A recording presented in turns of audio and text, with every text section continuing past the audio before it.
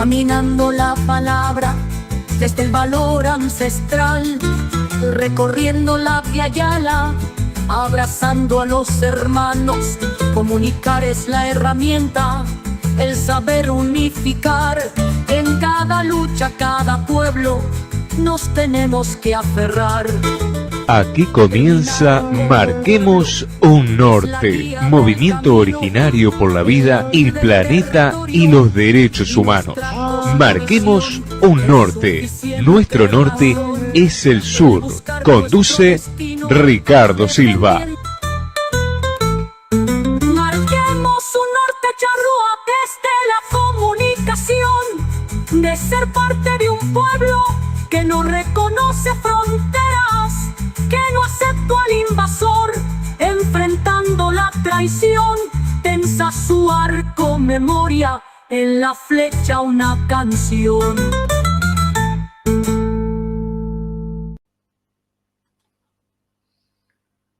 Bueno, muy buenas noches para todos. Aquí estamos nuevamente para invitarlos a que marquemos un norte con la referencia que nuestro norte es el sur. Transitando el año número 17 de comunicación indígena, con realmente verdadero placer y también responsabilidad frente a nuestros hermanos pueblos originarios. Y bueno, para comenzar el programa le damos la bienvenida a un amigo brinchará, Néstor Urbán. Buenas noches, Néstor. Bueno, empecé con el concierto para tos, flauta y orquesta. Buenas noches a todos. Buenas noches, Ricardo. No, se aquerenció el estado gripal conmigo y bueno, vamos a tener que aprender a convivir. Buenas noches a todos, buenas noches, Ricardo, buenas noches a la audiencia. Y bueno, estamos para acá poder compartir en Marquemos un Norte los sentires de la patria grande. Y hoy voy a compartir un poco la experiencia que tuve en lo que fue una zona, o lo que es una zona del macizo guayanés, una zona selvática. Unos dicen que es lindante con el Amazonas, otros dicen que es Amazonas mismo, que es sobre el Parque Canaima, pegado al Parque Roraima. Y bueno, cuando llegue el turno, si tienen paciencia para escucharme, comparto esto. Espectacular, Néstor. Bueno, vamos a ir yendo a nuestro primer espacio. Hoy vamos a compartir algo bastante especial para mí concretamente, que vale la pena escuchar. Y se trata de Alberto Zapicán Andrade, un gran hermano, un gran abuelo charrúa, que por suerte tuvimos una relación cercana y bueno, y estamos cerca también geográficamente. Y tuvimos una cantidad infinita de charlas preciosas realmente. Y un día le digo a Alberto, vamos a grabar una charla, pero te aviso que yo voy a hablar lo menos posible, yo quiero que hables vos, porque la idea es compartirla en el programa y que otros hermanos y la audiencia puedan escuchar. ¿Te parece? Me dijo que sí, vamos arriba. Y bueno, lo que vamos a hacer, esto fue hace unos cuantos años ya, lo que vamos a hacer, vamos a dividirlo, esa charla, en 3 programas, porque la charla completa tiene una duración de 2 horas y 2 o 3 minutos. Y yo en esas 2 horas hablaré 5 minutos en total, porque la idea era escucharlo a él, no escucharme a mí. Y bueno, realmente no tiene desperdicio, es un placer escuchar a Alberto. Entonces vamos a ver si compartimos esta primera parte, vamos a hacerlo en 3 programas. Y bueno, espero que le llegue como me ha llegado a mí a través del tiempo y en la vida concretamente. Una entrevista, una charla con un hermano, con un inchalá, para muchos una referencia y para muchos que lo escuchen quizás lo será. Vamos a escuchar esta entrevista y parece que pasan 5 minutos al escucharlo, con mucha atención para que nos llegue a lo más profundo de nuestra conciencia y sentimientos para ser mejores seres humanos. Desde el sur les invitamos a seguir escuchando Marquemos un Norte.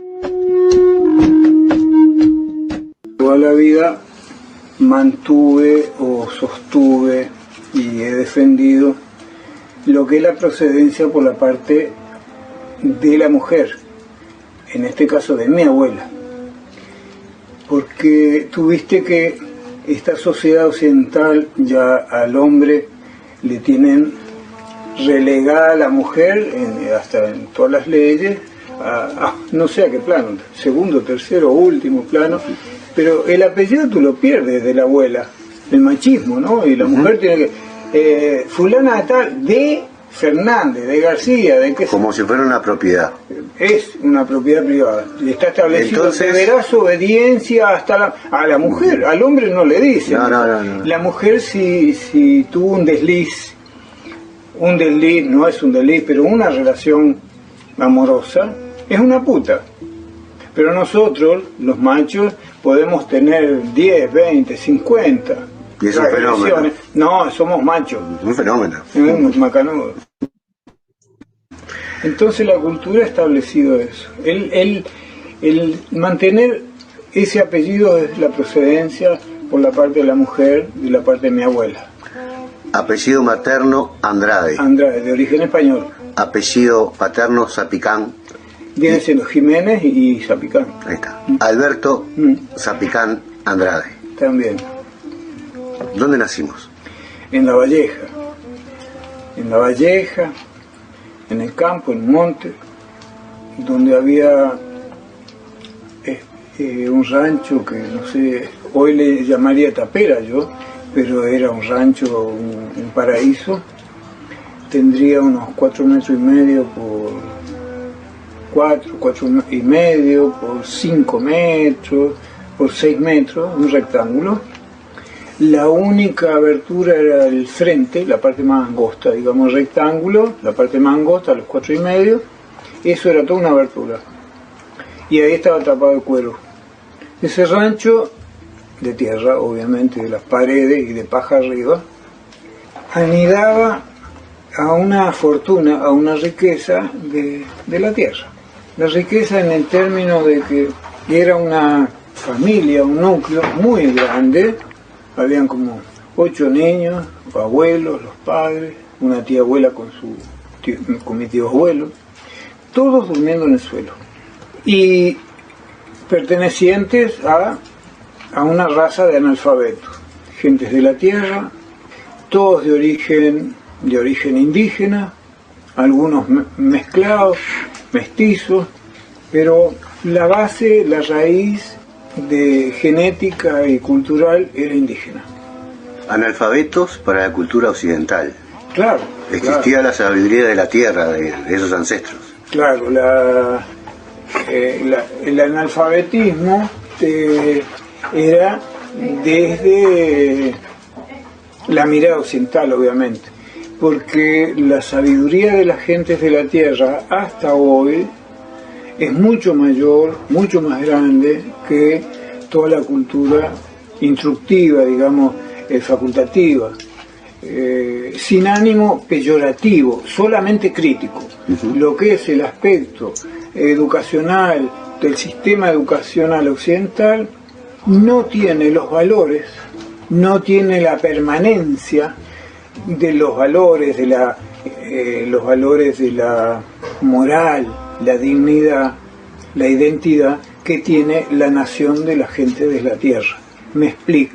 Las gentes que son los naturales, las gentes de la tierra, tenían tan sagrado el respeto por los valores de la familia, entendiendo que ahí sí residía la riqueza del hombre.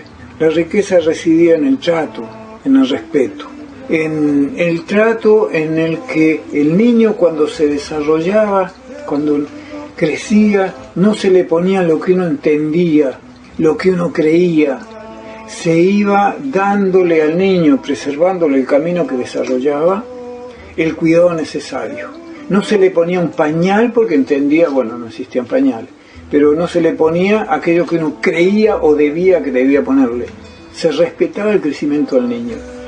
Entonces, tempranamente ese niño que había sido respetado en su desarrollo, tempranamente tenía el valor y el sentido y la identidad. Entendía lo que él era, lo que él necesitaba y había sido respetado en lo que él necesitaba.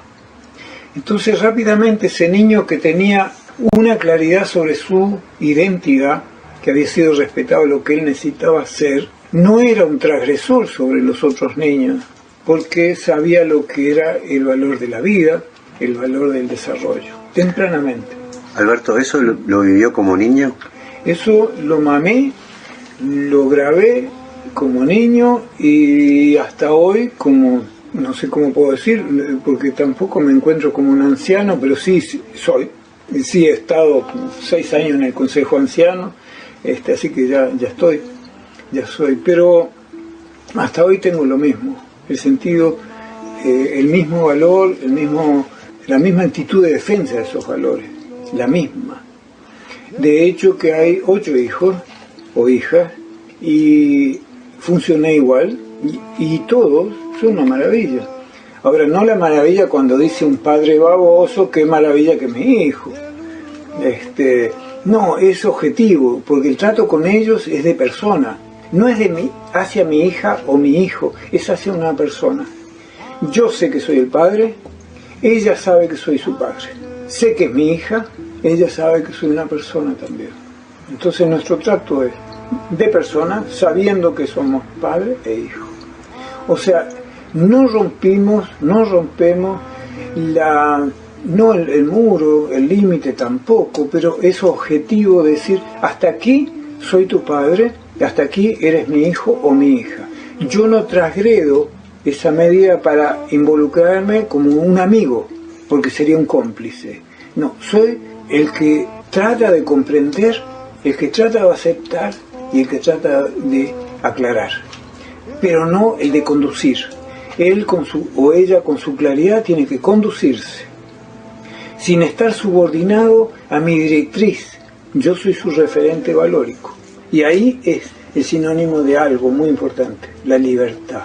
Entonces, tempranamente, la familia, desde ese lugar de la sabiduría de la tierra, los valores de la tierra, vivimos, yo lo viví hasta los 10 años, 10, lo que es un comportamiento de libertad, lo que es el comportamiento de respeto. No se gritaba, los niños jugaban y no gritaban, jamás, estaba vedado el grito, ¿no? Y nadie dijo, no se grita, no se gritaba, había un comportamiento de no gritar. Cuando un niño gritaba, los mayores están haciendo sus quehaceres. Cuando un niño gritaba es que había un peligro, entonces el mayor corre, auxilia.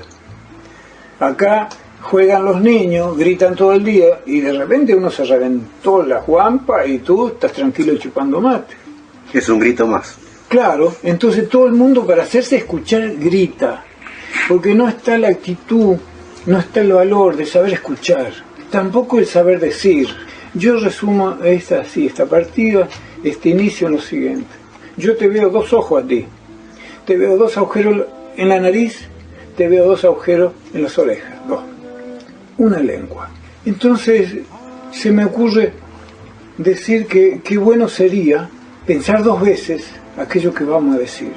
Pues tenemos la posibilidad de escuchar 2 veces, ver 2 veces, olfatear 2 veces, pero decimos y zampamos de un cuajo así, de un escupitajo, lo que pensamos o sentimos. Y hay que aprender a detenerse 2 veces para cuando uno dice algo tenga un sentido, tenga un valor y no sea un ruido. Y menos un grito. Claro. Zapiján, ¿qué día de agosto y qué año fue el nacimiento suyo? todo el 27, el año 27, el día 27 de agosto, todo el 27. Todo el 27, yo no creo en la magia, pero ahora te voy a hacer una, o te voy a demostrar una.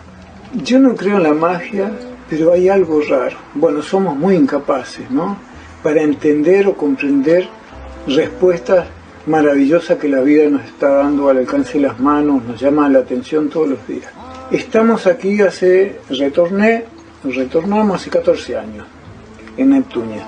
Me entregan, nos dan el terreno, estando en Chile, nos entregan el terreno, por el origen de la descendencia. Entonces, yo ni idea del terreno. La persona que adquirió, que había sido un ministro, que adquirió el terreno, tampoco tenía idea del terreno, porque un tercero encontró el terreno.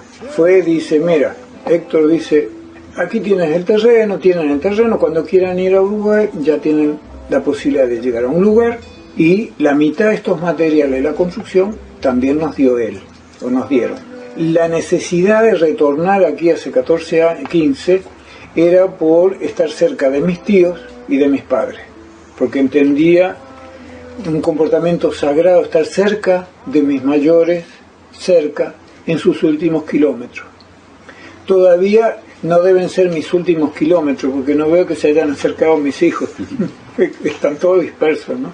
Menos uno, hay dos acá, hay uno por Florida, hay otro que está trabajando, que vive con nosotros, que tiene 21 años, pero después están los mayores que están dispersos. Así que si no se han arrimado, es que todavía no ven Falta el kilómetro. que sean los kilómetros. O están inconscientes, no sé. Pero, volvemos acá. Hacemos junto con Lupe la casa, que es la pareja, Guadalupe, que es mapuche, y tiene 62 años. Nos conocemos que tenía 15 años, pero no fui transgresor. Esperé. Tomábamos mate, varios años hasta que fue adulta, o adúltera, pero no por mí. Una vez crecida, ahí compusimos pareja. Así que tenemos una vida juntos. Muchos años. Mucho.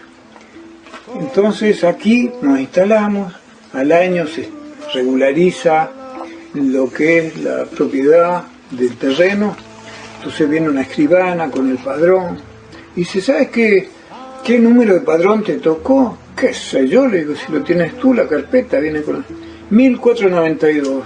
Ya el primer asombro, 1492, porque yo crecí sin tener idea de la historia, porque nunca había conocido un libro, un lápiz. Yo lo conocí como a los 16 años más o menos, 15, 16 años. Entonces, pero sí tenía los sinónimos del 1492, que era la conquista de este continente, el destrozo, la transgresión a la cultura y todos los valores de la nación de la tierra que hace el español. Entonces, él tenía el sinónimo, las barbaries de la historia, de alguna manera la transmisión de los mayores de la historia. Así que entre las cejas yo tenía ese símbolo muy grabado y toda la vida tuve una postura ideológica, una actitud de lucha, pero no era político. Yo discrepé siempre, no tengo ninguna formación política. Discrepé con todos los partidos y las creencias, porque entendía que fragilizaba al hombre. Y además porque entendía, ya había tenido vivencias y conocimiento muy fuerte de otras culturas, que era la gente de la nación de la tierra, con la que estuve relacionado siempre. Así que ese símbolo se me fue aclarando, 1492. Me toca como el padrón de la casa. Qué llamado, qué presencia, no sé si fue por un reforzamiento o porque me tengo que poner más atento y no olvidar que ese símbolo te lleva a un compromiso, te lleva a una actitud permanente. Es como para aquel cristiano, buen cristiano, que se cuelga una cruz, bueno, tiene que tratar de ser buen cristiano y no cristiano de mierda. Entonces un símbolo que te está llamando la atención permanentemente. En el terreno resulta que el solar es el número 27, el número de la manzana el número 8. Yo nací en agosto, es un 8, el sitio el 27, el padrón 1492. Y después de un tiempo viene alguien que ya murió y se va. Se da un cuento que no me voy a extender, pero le dice a Lupe, estos árboles los plantó el Alberto. No, le digo, no joda, loco, están viejazos, ahí quedan todavía unos 10 árboles ahí, son muy viejos, que tienen como, qué sé yo, 70 años, 65, 70 años, algo así. Estos los plantó el Alberto, estás loco. O sea, en los nuevitos planté, eso es que están chiquititos. No, los viejos. Yo era el que te venía a traer en una carreta los almácigos. Cuando en la adolescencia yo había bajado para acá al sur y había plantado yo los árboles. Los había plantado desde el Repecho hasta el Pando. Ahí había plantado los árboles. Porque me habían contratado un ingeniero, Beca, el ingeniero agrónomo Beca, me había contratado para plantar árboles y para trabajar en la agrimensura de este lugar, de esta zona de Neptunia. Y ahí me desayuné, lo había plantado yo, no me acordaba. Yo no me acordaba, no le había dado pelo. Siempre creí estar atento a muchas cosas de la vida. Y de repente dije, un llamado de atención, cómo había olvidado que los árboles, eso lo había plantado yo. Claro, no lo podía reconocer, pero sí debiera haber reconocido el lugar. Pero el hecho de haber andado por otros lugares, tener tanta vida por otros lugares, me hizo olvidar, distraerme de mi propia historia. Estaba perdiendo grandes valores de mi vida. Incluso el apego emocional a una zona. Porque también aquí encuentro el único yacimiento indígena de un asentamiento que venía para el desove de los pescados. Entonces, y que lo organicé, ese yacimiento, fui el único, lo descubro, lo organizo. Si habría importancia, y era en la adolescencia, de no olvidar los detalles tan vitales que tenían que ver con la cultura. Y yo viniendo de un lugar donde había que tener los mejores valores de la cultura. ¿Por qué me extendí acá? Por dos cosas. No sé si voy muy rápido, si a ti te distraigo, y el que escucha se va a agarrar un pedo, pero porque no puede repetir, en la radio se pasa de un paraguaso y después o no. Pero el punto es, los dos puntos. A veces recogemos en nuestra vida grandes valores de nuestros padres y abuelos, pero nos queda grabado la cagada que nos hizo nuestros abuelos o nuestros padres. Y hasta hoy bandereamos o andamos con la banderita del dolor, del victimismo, a mí me pasó esto, pobre de mí, o qué cagada me pasó, y están distraídos de los grandes valores y no reconociendo que tú estás ahí y yo estoy aquí porque soy el producto de mis abuelos, de mis padres, de mi historia, y tengo que honrar los valores, porque si no hay una contradicción grande. O sea, los niego a ellos, entonces yo ¿de dónde vine? Que bajé de un satélite. Entonces aprender a reconocer y aceptar que al margen de sus equívocos o grandes errores, los padres siempre te dejan algún valor. Y en la medida que reconozcamos eso, que es una práctica personal, nos hace más fuertes, nos hace más dignos.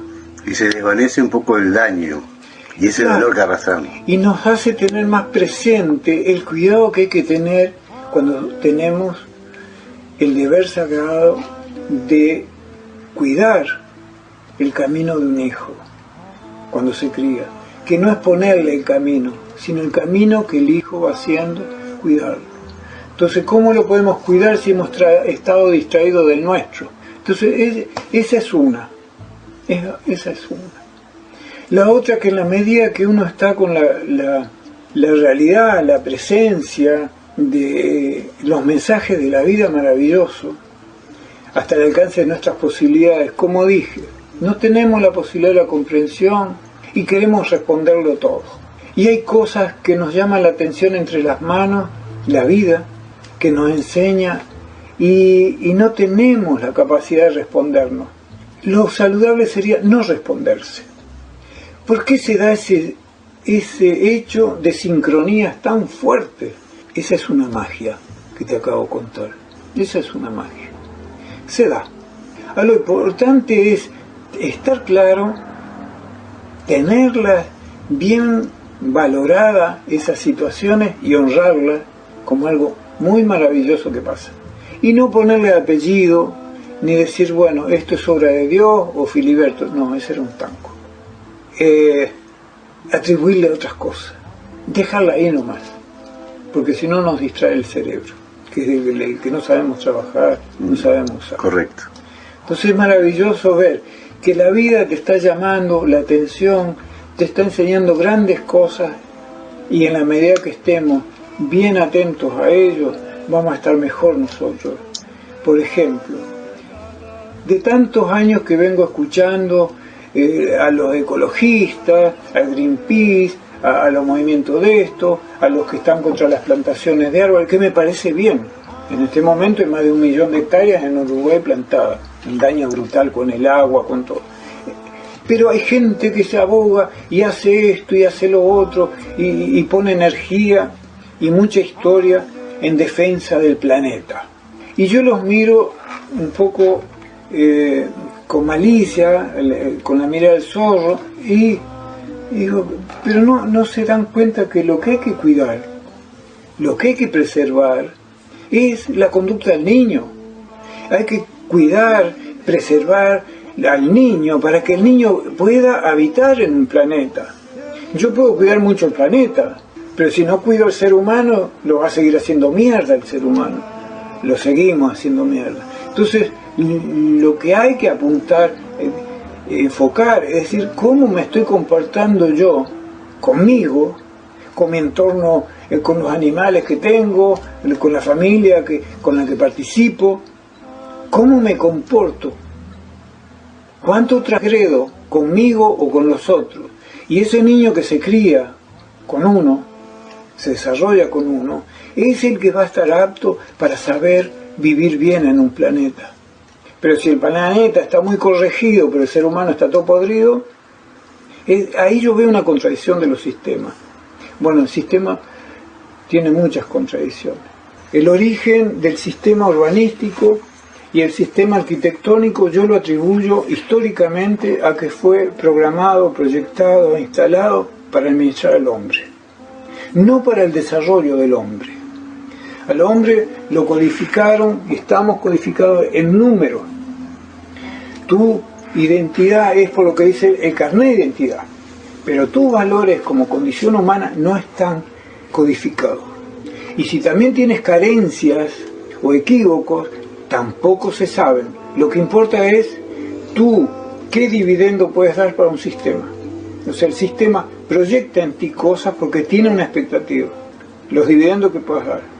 Si yo codifico las posibilidades que hay en un ser humano, que es fácil, en un documento, entonces como sistema que preserva, defiende a un ser humano, le voy a aportar un espectro de alternativa para que tú te desarrolles o aportes a una sociedad, a la vida. Mira, están todas estas alternativas porque ya sabemos todas tus condiciones humanas.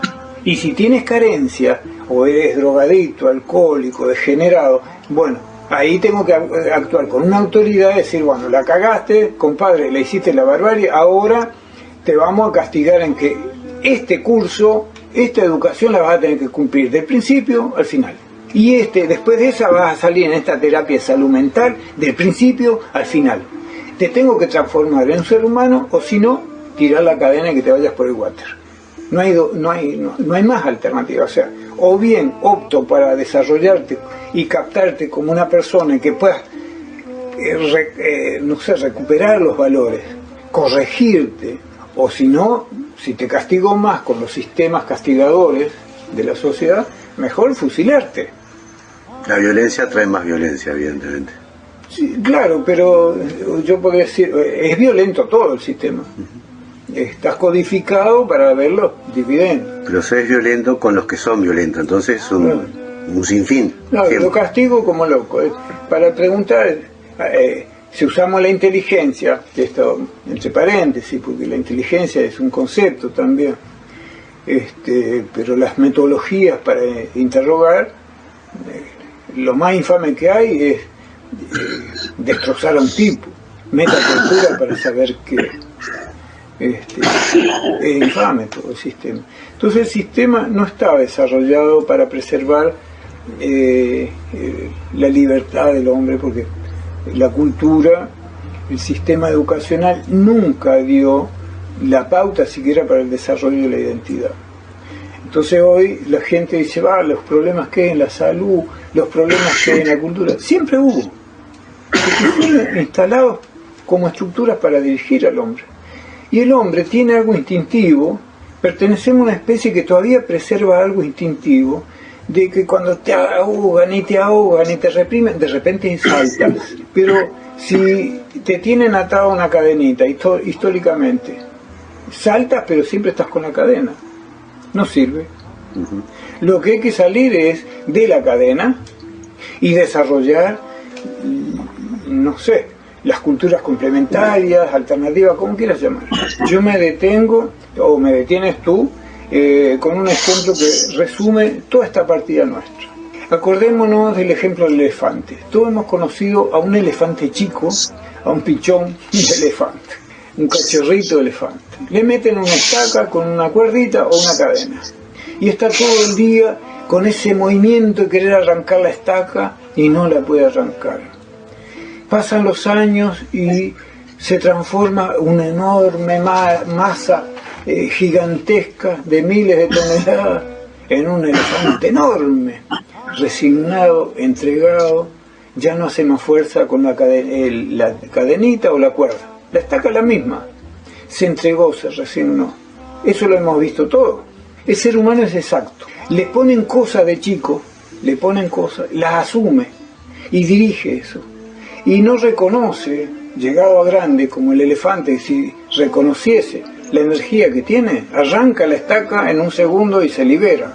Ahora, el ser humano tiene que aprender a eso, a aprender a soltar las amarras y en el desarrollo personal generar instancias que sean realmente lo que él entiende, siente.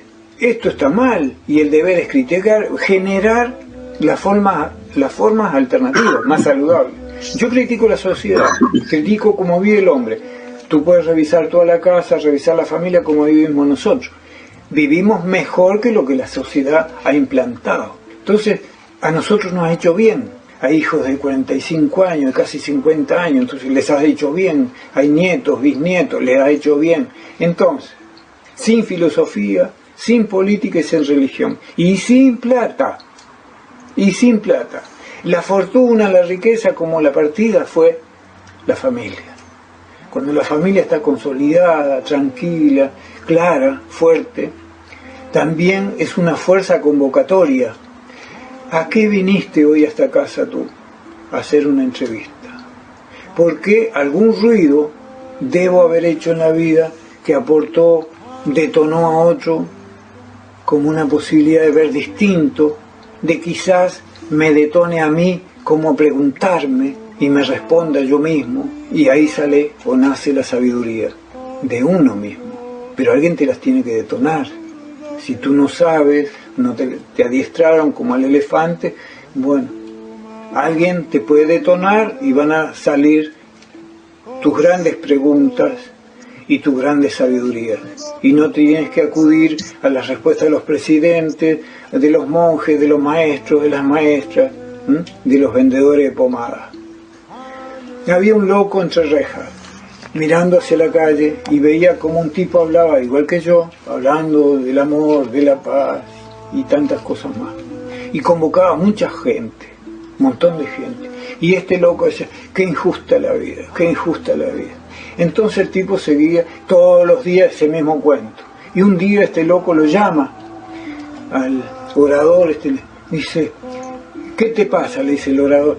Que es injusta la vida, ¿por qué? Dice, mira, acá estoy encerrado como loco, pero ¿por qué? ¿Por qué injusta?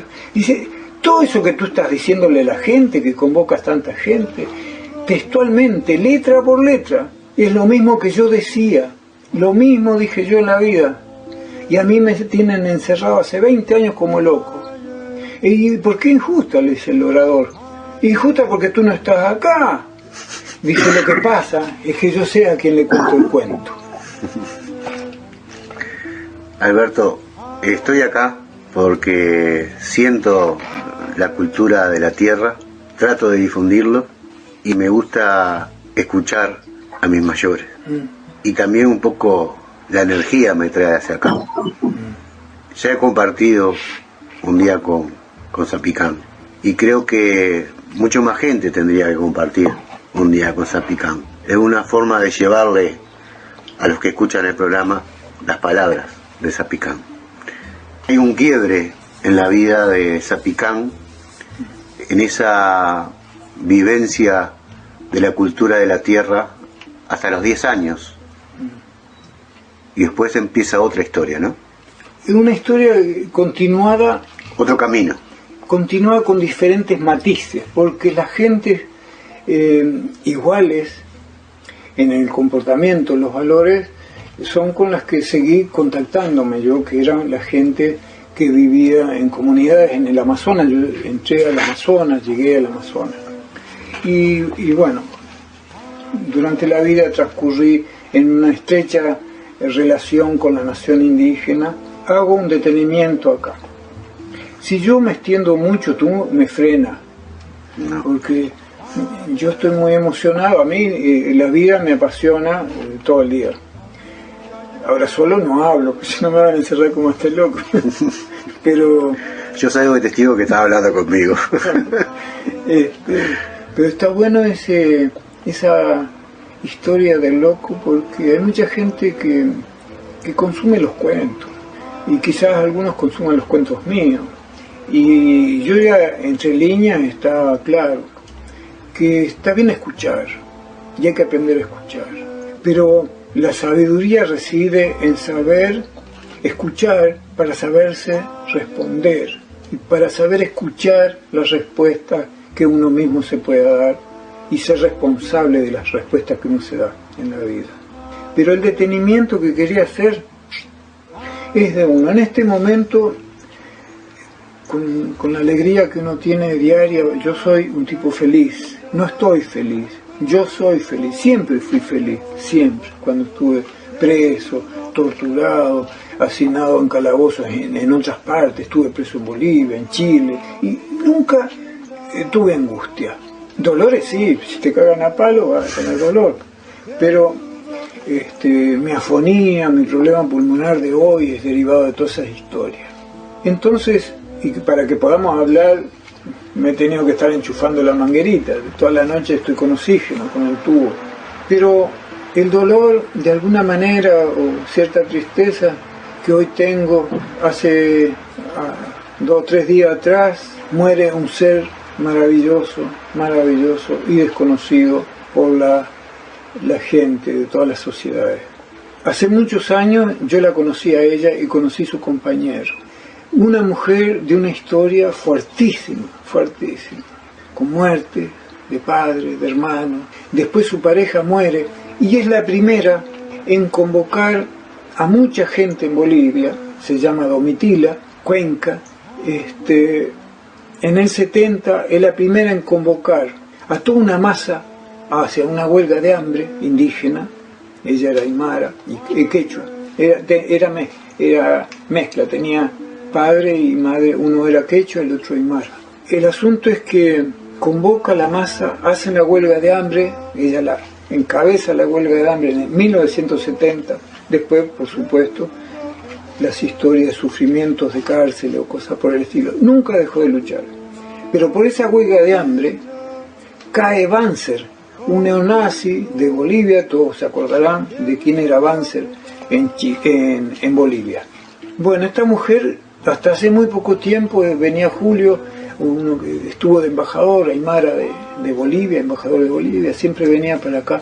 Y teníamos contacto con ella. ¿Cómo está? Bien, bien. Y yo le mandaba alguna esquelita, ella me mandaba algún datito así de su presencia. Mujer que honró los valores de la mujer, que dignificó los valores de la mujer en el continente, como muchas otras, como hay mujeres acá en Uruguay, muchas, como ha habido en todos los países y en la vida y en la historia, muchas mujeres. Y también hombres, muchos hombres, pero muchísimos hombres. Y qué grave que las culturas, las sociedades, esta aceleración, ahora, ¿cómo se llama esas pantallas planas? Los plasmas. Ahora estamos todos detrás de un plasma, porque son chatitos, porque es más moderno. Los teléfonos, nueva generación, la quinta generación, yo digo, como si fueran personas. Entonces, están todos detrás de esto. Yo veo las gentes que andan todos de cabeza gacha, y yo digo, qué tristeza tiene el uruguayo. No, tiene un teléfono en la mano. Entonces tú les robas, los violas, y no se dan cuenta porque están con el teléfono en la mano. Hay una subordinación a toda la cosa electrónica, la mentalidad de consumo, el mercado económico. Hoy se habla de macro, micro, qué sé yo, ya no existe más, lo macroeconómico, todo es las dimensiones maravillosas de la economía, y la condición o el desarrollo de los valores humanos están mucho más distantes de la realidad. Entonces las referencias valóricas, como tú dices, bueno, escuchar a alguien mayor, claro, es el deber responsable que debieran tener todos los mayores, todos, decir, mostrar a través de su precedente cuál es su vida, cómo fue su vida, si una vida inmoral, amoral o indigna. Pero generalmente los mayores tienen mucho para decir, pero asumen lo que la sociedad les estampa. Fuerza pasiva, ahora eres un jubilado o un pensionista, estás anulado. Además te suplantó una máquina, qué sé yo, un monopatín ya te suplanta. Entonces, porque la persona se relega a un segundo plano, dice, bueno, ya soy un viejo, tengo 60, soy un viejo, tengo 40, estoy cagado, la sociedad no me contrata. Entonces, el sistema no preserva, no custodia, sino a través de todos unos preceptos económicos, todo económico, y no para el desarrollo cultural, el desarrollo y la práctica, la sensibilidad, y darle el espacio y el tiempo y el oído a los mayores, a las mujeres, a los hombres que tienen tanto para decir, pero ellos mismos se anulan, porque el sistema es tan imperativo de condicionarlo al estado económico que piensan, los mismos mayores, dicen, sí, pero no tengo para comer. Desde el sur, les invitamos a seguir escuchando Marquemos un Norte.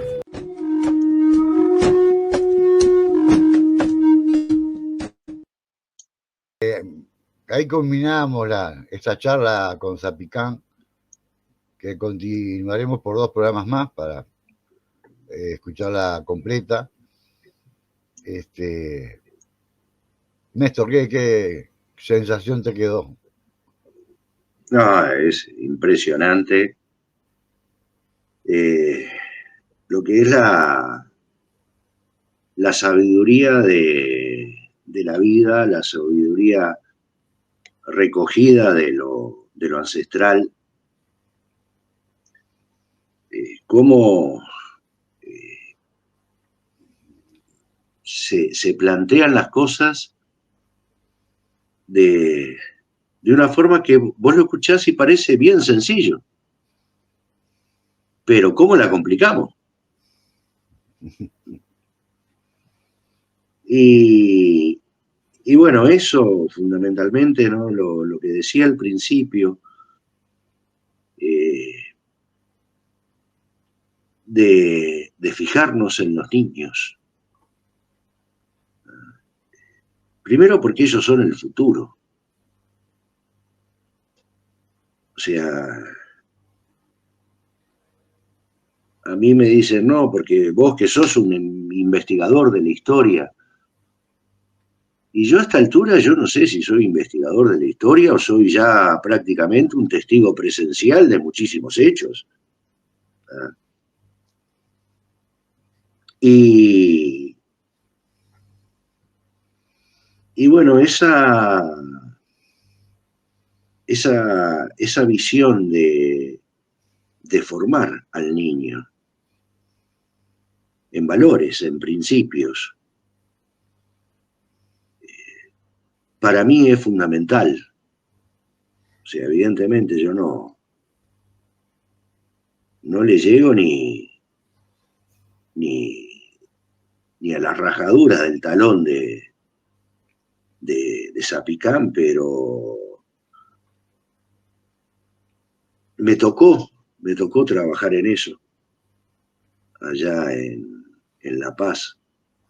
35 o 40 gurises de contexto crítico, contexto social crítico, y bueno, con la excusa de juntarnos para jugar al fútbol, a veces al básquetbol, ellos me decían, ¿usted es profesor, es director técnico? Le digo, no, yo no soy profesor de educación física, no soy director técnico. Pero acá nos vamos a juntar para aprender valores y divertirnos. Y eso lo estuve haciendo durante toda mi estadía allá en La Paz, en el departamento de Canelones, y entendí que ese era el modo. Perdón. Que ese era el modo del futuro. Otra de las cosas asombrosas, ¿no? Cuando él decía que él no estaba feliz, él era feliz. Yo no estoy feliz, soy feliz. Pese a haberse comido cana, torturas, todo un montón de situaciones complejas que podrían de algún modo hacerte un resentido social. Sin embargo, él pone los puntos de la vida y su amor a la vida por encima de las vicisitudes vividas. Y eso es extraordinario, porque muchas veces para justificar un montón de cosas recurrimos a la autocompasión. O sea, nos hacemos las víctimas y generalmente, además de hacernos las víctimas, como se acostumbró a decir hace un tiempo, también, como decían Lelutier, errar es humano, pero más humano es echarle la culpa al otro. Y muchas veces justificamos también, culpando a los errores de los ancestros. Cosa que él dejó bien en claro, eso también. No, maravilloso, maravilloso.